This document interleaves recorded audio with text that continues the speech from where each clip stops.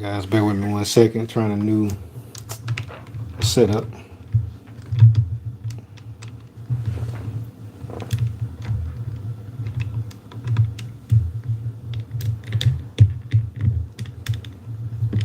There's one thing I hate about YouTube. You cannot pick which lens on the device you use. So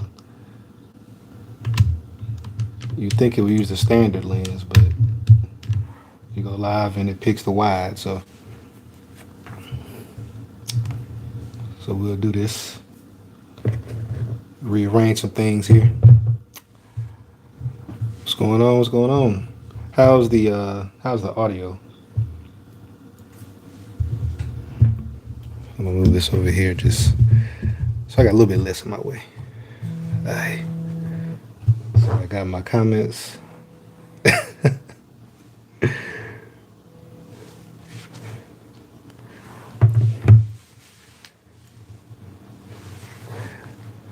Give me 1 second, guys.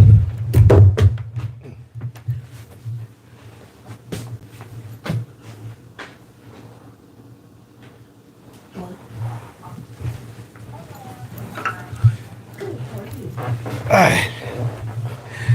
My bad. I had an important phone call come through. Okay. So we're gonna try to get this going. What's going on? Appreciate y'all for stopping through. Doing something a little bit different. Trying to get a more consistent audio and video setup. So right now the audio is good and everything. I know y'all saw the thumbnail. If you're not familiar with a little brand called Huawei, they released their foldable challenger in the market. They actually have been releasing foldables, but obviously since we're in the US, it's not really a contender here, and that's sad. And we're going to talk about that a little bit later in the stream. A couple other things I want to talk about as well is just kind of what's going on with the mobile marketplace, especially with Samsung kind of making some moves they're making. We'll talk about what they're doing and what I think some of their strategies are and how it's going to really put pressure on smaller manufacturers next. So it's going to be a little interesting today. No special guest today. Wasn't sure if I was going to be able to get this, fit this in today or not. This week has been kind of busy, but yeah, we got some things we want to talk about. And if y'all got any questions, as always, drop them in the chat. Make sure you hit the thumbs up button. And if you haven't subscribed, go ahead and subscribe, man. Do that. It's free. No cost at all. I know that with a pandemic, everybody's a little tight up for money. Go ahead and treat yourself. But yeah, but getting into it, I'm gonna go ahead and pull up the specs for the Huawei Mate X2. That's the device that Huawei has released. They had a Mate X, they had a Mate XS. Both of those devices visually were pretty much identical, right? The Mate XS was kind of similar to what Samsung did with the original Galaxy Fold. The version that you pre-ordered was different than the one you actually got the first time around. They had made some changes and enhancements to it. And Huawei kind of did a similar thing, but they actually sold their original version as well. The Mate XS was, had some improvements like something to cover the hinge, like a little end cap, and a couple other things as well. Talking about, foldable rigidity and tension in the screen to try to make it as flat as possible and stuff like that. But this Mate X2 is looking pretty good as well. They've taken a completely different design approach. So in a sense, this is their first go around with the internal folding screen. And they've put a big emphasis on minimizing the crease in the screen. They've done something pretty cool to try to address that. But let me get the specs pulled up, and we'll talk about probably the most important thing, which is the price. The price of the Mate X2. See, it has not come to America. All we can do is kind of translate based on what they're charging in yen. And that translation comes out to about $2,800, 2,800 bucks for the Mate X2. They have two versions, and let me find this second version here. Um, so they have, I believe, a 256 and a 512 gig, and ironically, they only both of them only have 8 gigabytes of RAM, if I'm not mistaken. Let's see. Yeah, so we got an 8-inch display on the inside, unfolded. The folded display is 6.45 inches, so that's a little bit bigger than the Galaxy Z Fold 2, internally and externally, I believe. The resolution of the internal display is 22 by 2480 pixels, and the outside is 1160 by 2700. So they obviously set the physical dimensions of the phone first and just tried to put as big a screen as they could on the inside and the outside. That's how you end up with those weird uh, pixel ratios. Both displays over 400 ppi, which is good. Both of them are OLED. Both are 90 hertz as well. On the front display, you have a pill shape drop of a front facing camera. The internal display has no camera at all. So they've pretty much decided for you that when it's open, you are consuming media. You're not really creating anything, unless you're using it as a viewfinder for the external cameras.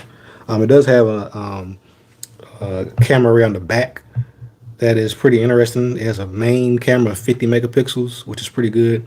A 12 megapixel telephoto, an 8 megapixel, I just call it telescoping telephoto lens. So the 12 megapixel gives you 3x, and the 8 megapixel gives you 10x telephoto. And you have a 16 megapixel ultra wide. So four lenses on the back. You have two on the front as well. We actually have one on the front as well, 16 megapixel. Does 1080p, 30 FPS. So right off the bat, the front facing display, the external display and the camera array are better than the Z Fold 2. With that being said, the Z Fold 2 at this point is about 4 or 5 months old now. So in the world of mobile tech, that's almost last generation, right? Anything that comes out now, you're getting new processors, you're getting the Snapdragon 888. Upgraded cameras wouldn't be, a shock to see. So, you know, as expected, the specs on this are better than the Z Fold 2 as far as camera goes. Let's see, hop back in the chat. Yeah, let me do the rundown. I got my baby in the chat. Ashley, what's going on? Got my homie Justin in here. Appreciate you for stopping through, man. Scales and more was good. BG Tech Life in the building. Yo, yo, what's going on? Harrison '09 in the building. What's going on, man? Appreciate y'all for coming through, man. Spending y'all lunch break with me. One day I'm gonna go ahead and let y'all see how I get down on the food on one of these lives, man. One day I'm gonna have to do that. Shout out to Rob. He was giving me flack about that. But yeah, let's get back to it. Like I said, smash that like button if you don't mind. I'd appreciate it. And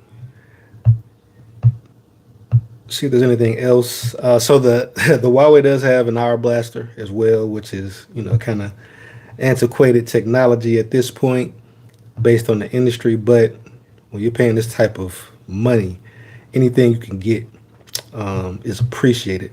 It comes in 4 colors. Comes in a black, white, light blue, and rose gold.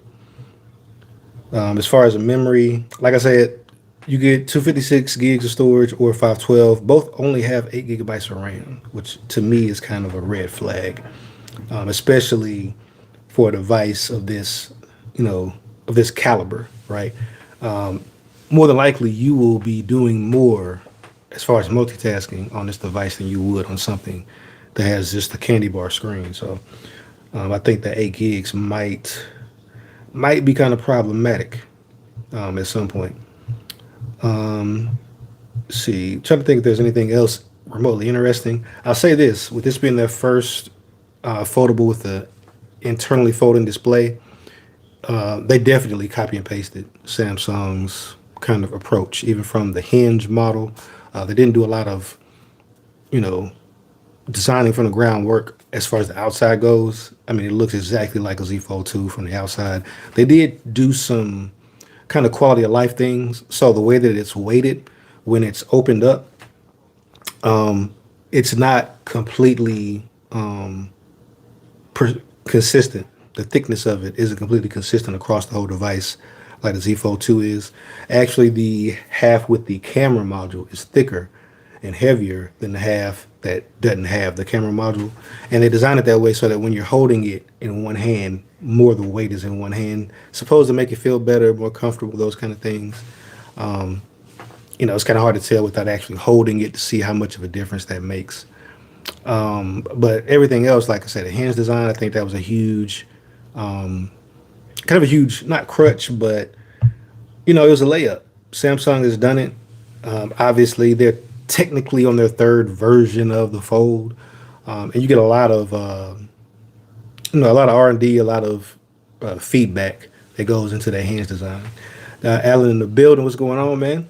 Talking about the future of mobile devices right now, which is which are foldables. Specifically talking about the Mate X2 foldable today.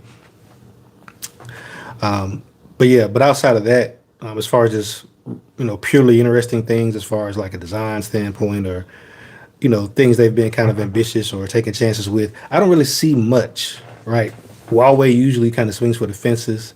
I assume you have silly fast charging going on. The cameras will be, like I said, they'll be better than the Z Fold 2 for sure. Just as far as smartphones in general, I don't know where they'll land. It looks like they might have taken a similar camera array from the P40 Pro and kind of thrown it in here. But when people get their hands on it, we'll be able to tell. Sad day in tech, though, because we won't be able to experience it in the U.S., so we won't get that competition in the U.S. like everywhere else will. So the prices of the foldables right now are still going to be super premium, super elite. Like I said, the Huawei one, I can imagine what it would cost if you tried to import it. Even any of their foldables, even if all the way back to the original Mate X, like they're still very high compared to a Samsung that you can walk into a carrier store and it's subsidized, and you can get potentially for half price depending on what device you have to trade in. So, like I said, that pretty much hands Samsung the U.S. market as far as foldables right now. Me, I'm all for competition, but yeah, man, it is what it is right now. See over in the building, what's going on, man? Appreciate you for stopping through. Like I said, if y'all would smash that like button when you get a chance, it is free.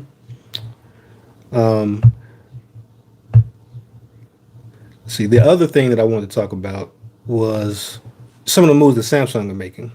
So it's kind of low key, but if you've noticed, across the board, Samsung is dropping prices on the S21 already.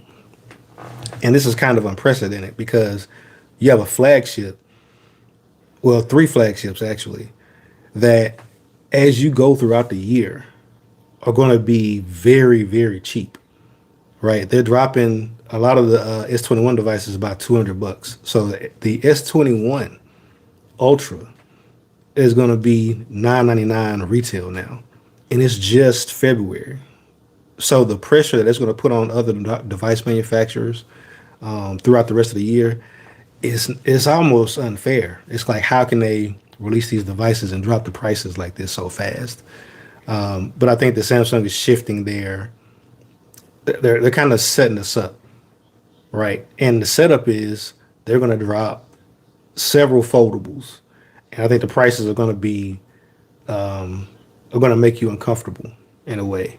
for the ones that are desirable, right? So they've done this thing where they come out with several devices, but for the past year or so, actually for the past couple of years, starting with the Note 10, the devices that they've come out with that tend to be the least expensive are neutered in a way that make them almost unreasonable to buy, right? So if you look last year, there was the Note 20 Ultra and the Note 20, right? The Note 20 started at $1,000, but it was far and beyond a less desirable device, almost at any price, right? It was just a poor implementation of a device. It was hard to call it a flagship. But what that did was that made the Note 21 the default, even though it was at a higher price, right? It made it the new baseline, even though there was something you could get that was cheaper. And I think they're kind of setting us up for that. They are essentially putting out devices that are high end, but the price for them, the price floor for these devices is going to be so low. Psychologically, you'll assume that you just won't associate them with quality anymore, right? So now when the new foldables come out, and you have a foldable that spec wise probably shouldn't be 12, $1,300, right? Because foldables at this point, they're not new, they're not cutting edge, they're recycling technology at this point. You might have a foldable that resembles what Motorola did with the Razor, right? You had a cool design, but at the end of the day, the specs made it a poor phone to use. So I'm on the lookout for that. I've been hearing rumors about, like a Z Flip Lite or a Z Fold Lite or something like that. I think that device is going to set the baseline for what you psychologically think foldable should cost. And so now instead of saying, comparing this $2,000 foldable to a Note 20, you compare it to the cheapest foldable, right? So that Z Fold Lite, that's like, starting out at $1,200, and you have the top end Z Fold that's 2,000. Now, when they're going to make the specs such a big jump, that will seem more logical to just spend the extra money, because I think they're going to eventually try to make the foldables the mainstream devices, and I think they're doing a good job of that, especially with dropping these S21s this early in the year, letting them be out there unopposed. Right, there's no competition right now for the S21s, and they're actually good devices. Right, there were some strategic compromises made, especially with the base 21, but I mean they're solid devices all the way around. No competition for the most part. So unless I mean, really, they won't have any competition until the fall. Like the year up until the fall is Samsung's, right? You don't get a new Apple device. LG is, they're going to LG.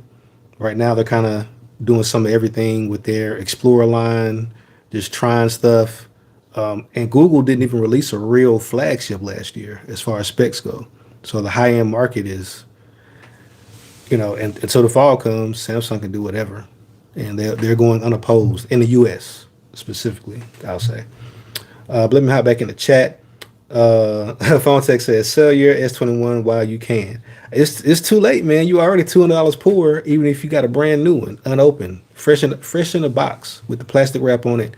You can't sell it for what you would have bought it for 2 weeks ago, right? The $200 drop is really hurting, and then once you go use, I mean, it's ridiculous. That's what I'm like. If you can get them like the S line, I'm like, can you get one for free or very, very little money? If not, if you're going to try to replace it in a year, it's not the move to go for the S line. It's really not. Ciova says, new S21, welcome to Flop Series. Oh, Flop City. Man, so it's definitely not a flop, right? I think that it's gotten, both big time reviewers and smaller reviewers. Anybody who's using it, I don't really hear any complaints about it. I think the performance is good. Also, the value is pretty good. Like I said, the regular S21 starting out at $799 this year, even though it has the plastic back. If you hand this to somebody, they don't feel like they're getting a cheap phone. Like it feels like a regular phone. But then it's like, well, it doesn't cost over $1,000. Getting decent cameras, you're getting a high refresh rate display, you're getting an OLED, you're getting good battery life. Software, One UI 3.1 is the best version of software Samsung has ever put on a phone. I would argue right now it is probably the best. Well, no, Oxygen OS is still the top for me. It's just that blend of the ability to customize it with the speed and fluidity and the stock look and feel of Oxygen OS. That's at the very top for me. But as far as just sheer capability and functionality that doesn't slow your phone down terribly, the Samsung is knocking out the park right now. I mean, when you really look at all the features you get on a Samsung device for 800 bucks, you get to tap into the full Samsung ecosystem, right? And One UI 3.1 just jumps it up an entirely new level as far as compatibility with their tablet and other accessories, the ability to tie it into your PC, and the functionality you have there is just it's such a good package right now. And I don't, I know I review a lot of Samsung devices. I know I usually keep a Samsung on me, but this year the number of complaints is pretty small, right? It's pretty small. Like I said, my only complaint, the Ultra should have came in more colors across the board, right? I think that when you're paying that type of money, the black does look good on the Ultra. Like I saw it in person. It does look good, especially when you contrast it with the camera lens and the kind of array they have there. It looks like a piece of technology, right? It looks like it's going to take over the world. Like when people are afraid of the net, and they got all these conspiracy theories about how the world has been taken over by computers. It looks like a device that's going to do that. And that's pretty cool. But outside of that, I mean, you got to, especially for it to be a top end, you got to do some other stuff. But the flip side of that is it gives them a lot of headroom to charge more money and do something actually interesting with the designs, because they're already doing different things with the backs. They got the different plastics, the different finishes. You got the shiny plastic that's supposed to look like glass. You got the matte plastic. They're doing different colors. I wouldn't be surprised if they came out with some sort of different texture at some point, or a different material. I mean, once you start getting up to $2,000 for a device, they've been folding devices at this point. They'll have been folding devices for 2 years when they release the new ones. So now you have to start to differentiate between the old devices, right? The Z Fold 2 is great. The cameras are a definite weak point though. I mean, it's a noticeable weak point. So that's an easy upgrade for them. But outside of that, I mean, you have to do something else aesthetically, I think, to differentiate. Obviously, making it thinner, making it lighter, are two that come to mind. Decreasing the noticeability of the crease is some other low hanging fruit. I feel like they've probably already got a version that they're working on that addresses both those things.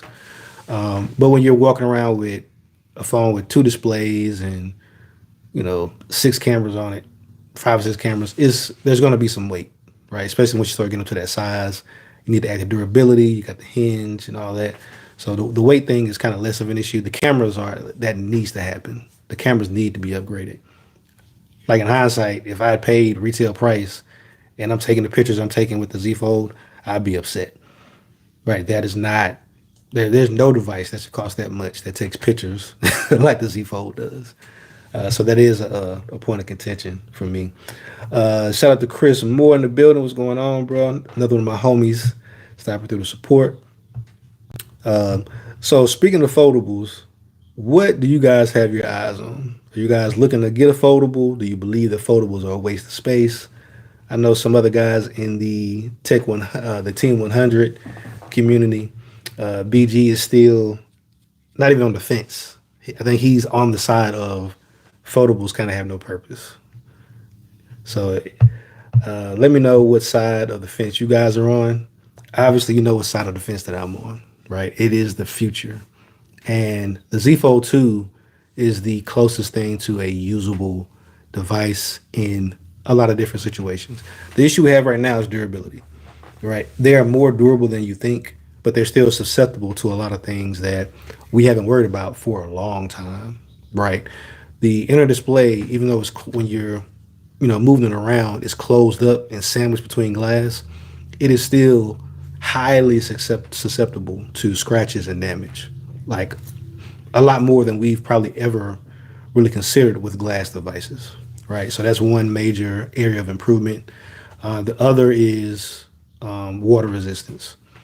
I know a lot of people might not live near water or, kind of feel like that's trivial, but you don't appreciate it until something happens, right? Somebody knocks a cup of water over on your device, you're caught out in the rain, or, if you live in the South, that's a huge issue for us. I stay in Alabama, 100% humidity, 100 degrees outside, anything in your pockets, like you're sweating, like it's hot and muggy and thick. The air has so much moisture in it that I know when I lived in Mississippi, you would have people that their phone would only have been in their pocket and it would trigger the moisture sensors just because it'd be so muggy and humid outside, just carrying your device around. So that's something that I think that they definitely need to address. And I'm not gonna say it's low hanging fruit, but that's where the work comes in. I think they've got a good usable device right now, but it's definitely some more opportunity there. I think a sleeper this year though is going to be the Z Flip line of devices. I feel like they've kind of been the fact that they've still been putting in work on the Z Flip line. I feel like they eventually want that to be the replacement for your regular candy bar phone, right? So we've got confirmation that the Z Fold 3 will support the S Pen, pretty much. So now you're almost like you got a replacement for the Note at this point. Like whether you like it or not, the Z Fold the Z Fold line is going to replace the Note series. Right, between that and the regular S being able to use the pen, between those two things, I think they're going to phase out the Note. I think right now the biggest problem is getting the Fold line down to a price where it can compete head to head with the iPhone. But we know that Apple is going to do something foldable as well, and it won't be cheap. You can believe that it won't be cheap.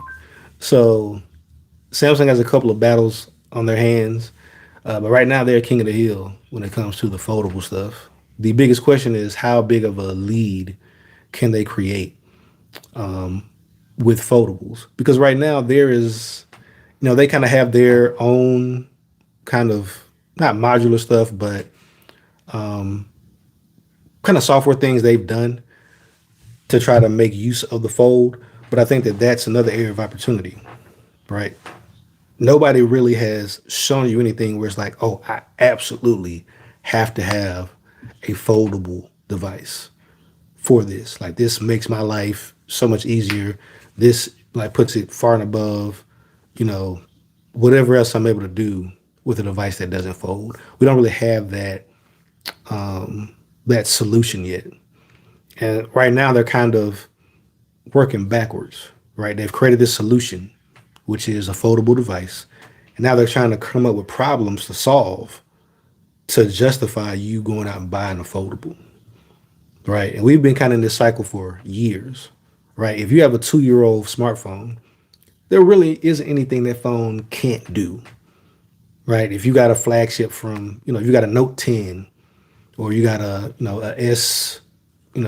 S10 Plus, there's not really anything that phone can't do that a newer phone can do, like for the most part.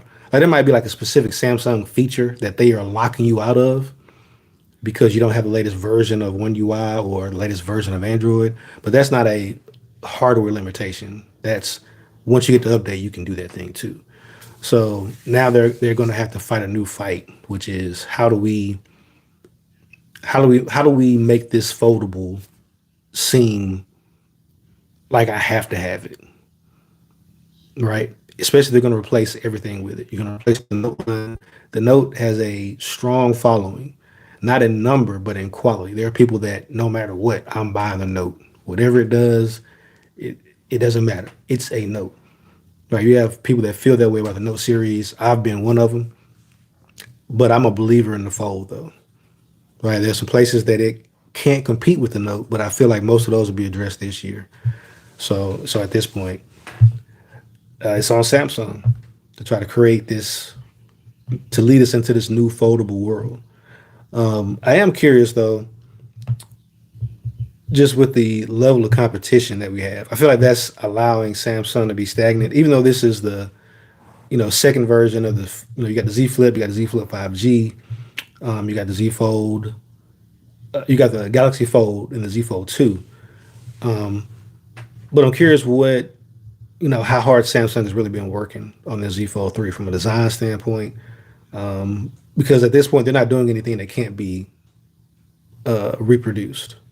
And Huawei just proved that their Mate X2 looks identical to a Z Fold 2, right? But they've had the kind of the leisure of being able to watch Samsung and hear feedback from Samsung devices and incorporate that into their device before they released it. Obviously, it's not going to be released here in the U.S., but I feel like they still have benefited from that though. So I don't know. I'm curious. Let's see. Alan says I can't use the S21 after having a fold. That's a legitimate problem, man. I have the same problem.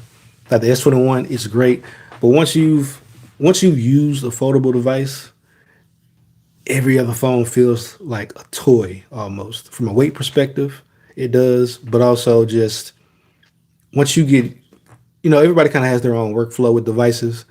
Once you get used to doing things the way you do it on a fold, where, oh, I'm walking my dog and I got the fold out and it's folded up, I'm using it that way.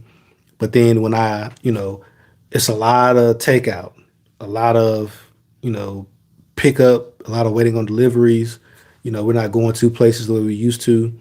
Now, when I go somewhere and I pull up curbside, wham, I open it up and I'm perfectly fine at that point. I'm watching a YouTube video or I'm doing two things at once, maybe on, Instagram and, Telegram or something like that.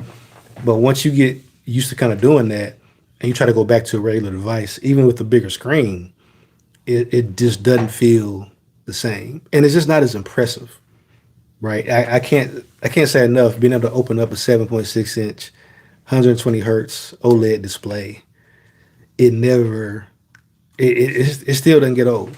Like it is still impressive until there's something else that does that same thing to kind of take away from it. Using other devices and getting to see them, and it's like, oh yeah, this is cool. Yeah, that's nice, but that the functionality is immediately there. And then you have the Samsung software on top of it that takes advantage of the multitasking and their ability to do those things. It really just it's not. I don't think it's a big enough moat, personally. I don't think that that's enough to keep them ahead of the curve. Um, let's see, I'm going to go to comments one more time. All right, but yeah, I think Alan hit it on the head though. Once you use it, and I think that's kind of the problem. I think that before you use it, trying to justify it and come up with a use case for it is very difficult. It's more of an experience, which is hard to communicate to people. I think that's what every manufacturer struggles with at this point, right? It's difficult to say that, yeah, your device can't do this, this one can, go buy it. That's not really the world we live in. Like we live in a world where the most advanced piece of tech in your house is going to be your smartphone. The most capable piece of tech is going to be your smartphone, and that's whether it's a year old or 2 years old or whatever. It's still going to be probably more advanced than the average person is accustomed to using it for. So I feel like Samsung is going to end up kind of settling on kind of two modes of operation. You have devices that they wholly do not expect to sell a lot of, right? And I think that going forward, that's going to be your Z Fold line. And I think that the mass devices for everyone are going to be the Z Flip.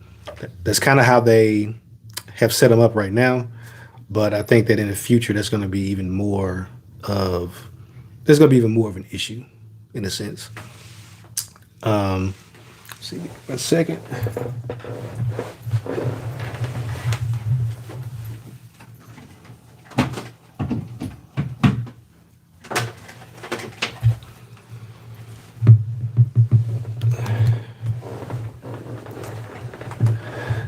All right. But yeah, but I think that in the future, I think the future is definitely foldables. In a sense, I would almost say that the future is here. But it's just going to be how do you phase that out gracefully? Because there are people that don't like foldables, they don't like the idea of foldables. So you'll still have to have other devices around. But how do you kind of make that transition without, you know, without hurting your core base, right? Because your core base isn't buying foldables; they're buying devices like the S21 and regular phones.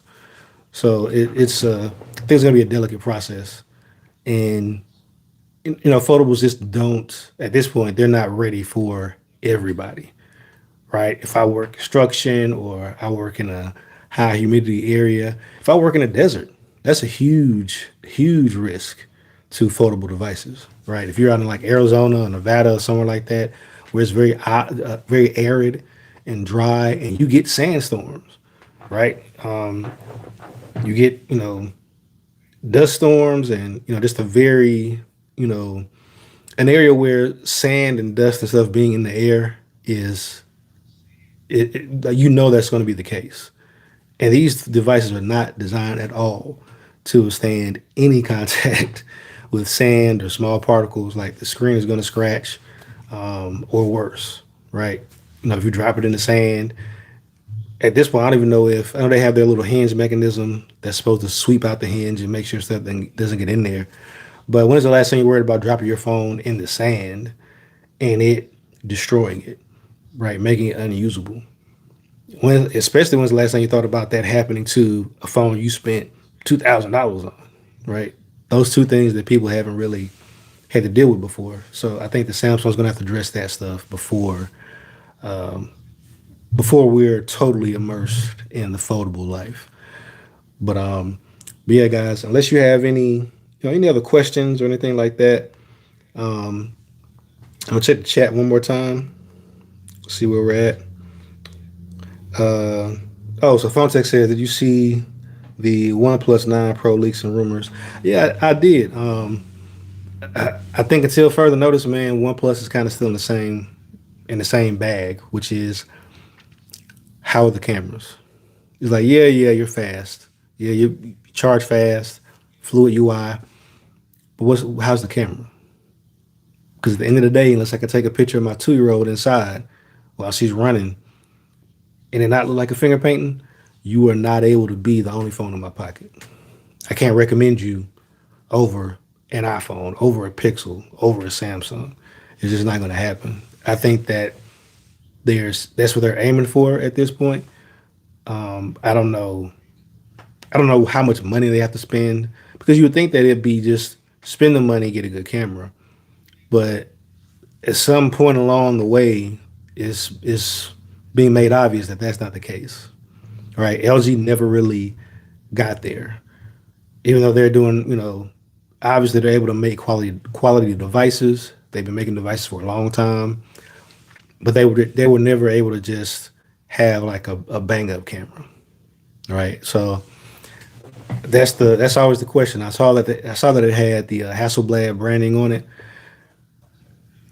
To me, I would be worried about that, right? Because the last device I saw with Hasselblad branding was the Moto, like a Moto X. No, it was Moto Z or Z2 accessory, one of the little snap-on accessories, and that thing was terrible. Right, it was terrible. It cost like $500 or $400, something like that. So to me, I know Hasselblad is like very respected. Also makes very expensive camera gear, like 25K cameras and stuff like that. But as of right now, on a phone, it means nothing. So hopefully something useful comes out of it for OnePlus.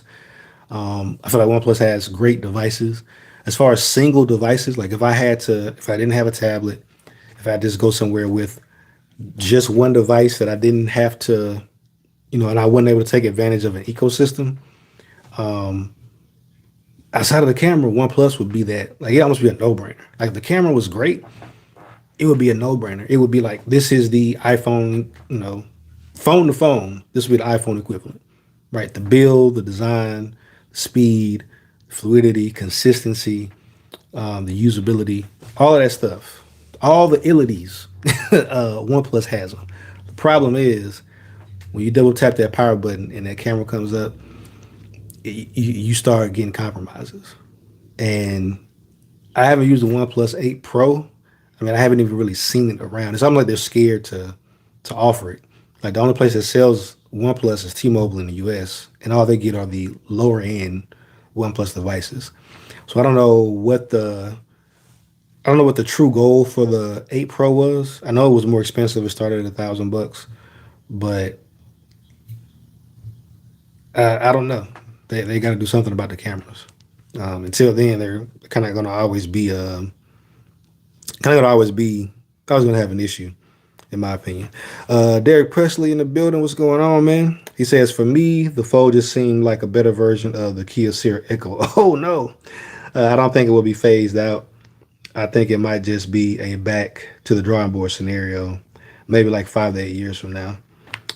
So, Dick, are you talking about the foldables? Oh no, the foldables are here, bro.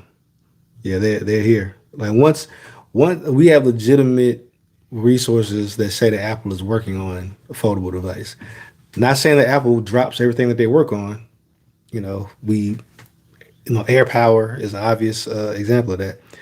But once Apple starts taking it seriously, then it will become mainstream. That's just how things work. Some people saying this year, I think those are Apple hopefuls. Apple is never, they don't have a history of moving this quickly. Like foldable tech is will be 2 years old in a sense, like for mainstream availability. It'll be kind of almost 2 years old come the fall. Apple won't be releasing anything that folds in the fall. I'm sure of that. Uno Nice in the building says, tech gentlemen, good afternoon, everyone. What's going on? Uno, Derek says, those types of devices are definitely the wave for me. Are saying they're the wave, like they're the new hotness, or a wave, like, yeah, they're here today and they'll be gone, a la the sidekick or something like that. Um, that'd be pretty interesting. Derek says, oh, snap. New hotness. Okay, yeah, yeah, I agree. That definitely the new hotness. And like I said, the biggest thing I'm impressed with is just the usability, like the fit and finish of the Z Fold 2.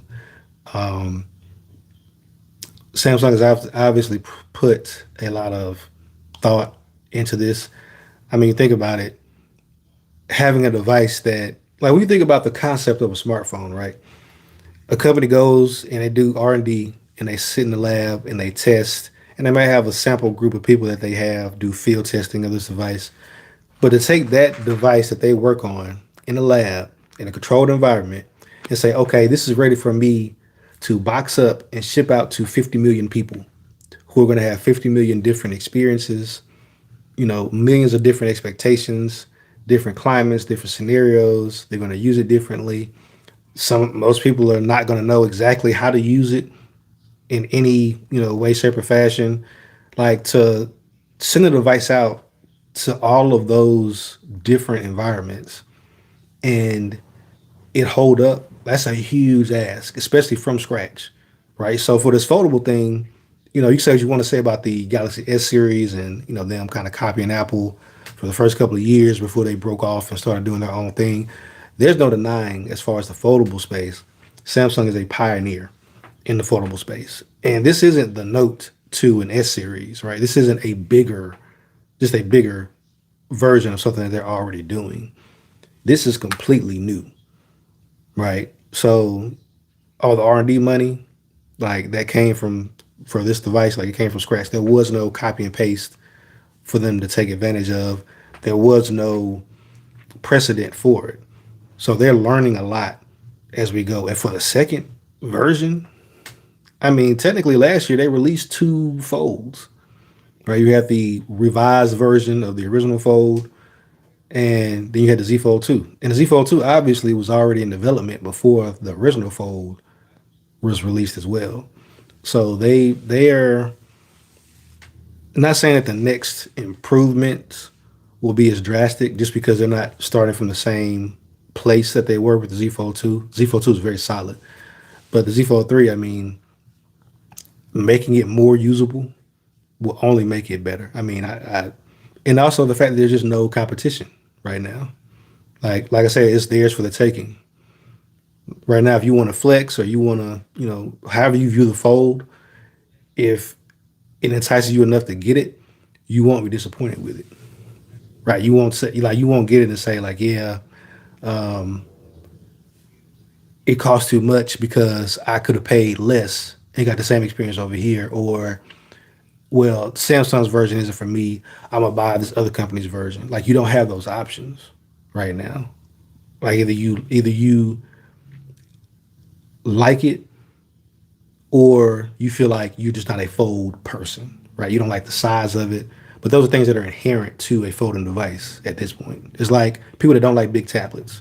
That's not a knock on big tablets, it's just not for them. So I think outside of the personal feelings aside, just as a device, it is the it's definitely the hotness. And like I say, they're writing their own ticket with it right now. It's the only device on the market you go in and it's like that is different. Like it's new. It feels like the future. Right. My 5-year-old daughter, I've had the fold for a while.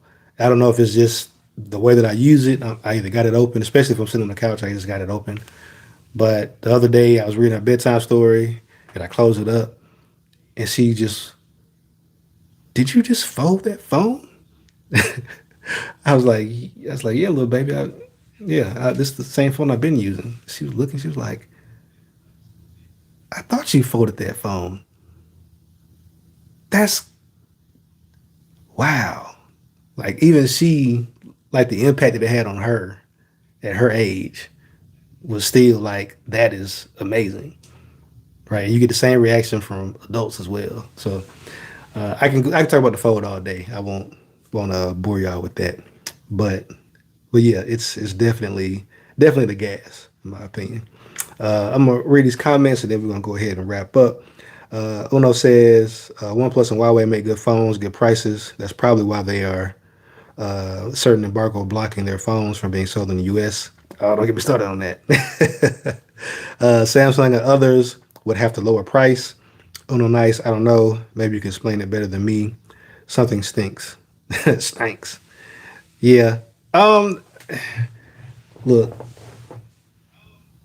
As far as specific embargoes against certain companies, like technology is not. I'm not gonna say it's not regulated like that. There's a lot more politics into what we can buy and what we can't in the U.S. Right? The FCC is an entity that we have that's supposed to moderate the safety of technology, but as far as security of technology, it is a lot more politics and security. It's a lot more of what countries are capable of.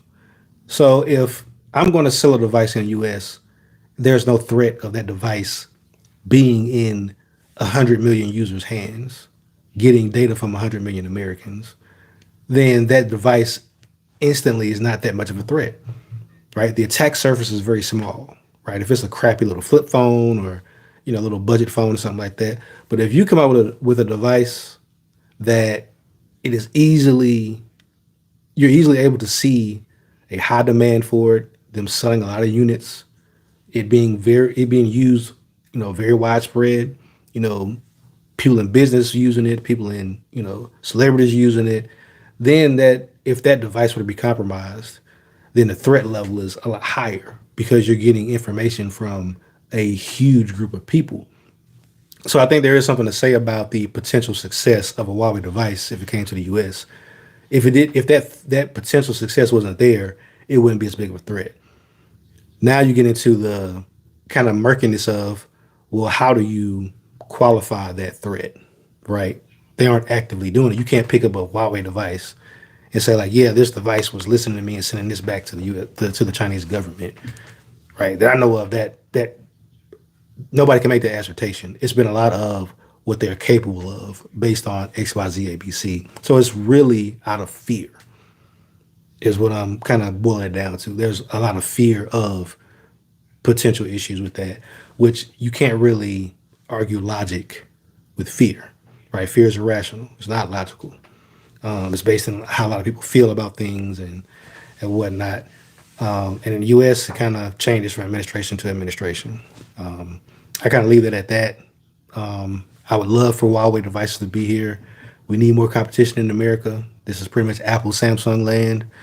But it kind of is what it is, and we'll pay the prices. But guys, I appreciate y'all for stopping through. Um, I want to shout out to Nigel. He just stopped in. What's up, man? Appreciate you for stopping through. Says, okay, gotcha. It's a security compromise issue. I get it. Thanks for explaining. Still not 100% sold on it, but I get it. Yeah, man, that's pretty much it. But guys, once again, I appreciate y'all for stopping through. Lunch with the Tech Gent. Like, subscribe if you're not subscribed. Share it out. Tuesdays at 11:30. Until next time, guys. I'll talk to you. Peace.